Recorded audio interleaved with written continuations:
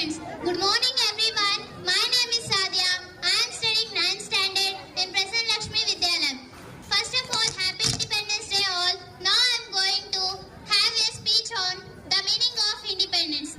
Today we gathered here to celebrate a day of great significance of our National Independence Day. On August 15, 1947, India broke free from the chain of colonial rule. It is the day to honor the sacrifices of our countless freedom fighters who gave their lives for our liberty. Independence is not just about freedom from foreign rule. It is about self-reliance, unity and dignity. Let us celebrate our Independence Day. Let us also acknowledge the challenges we face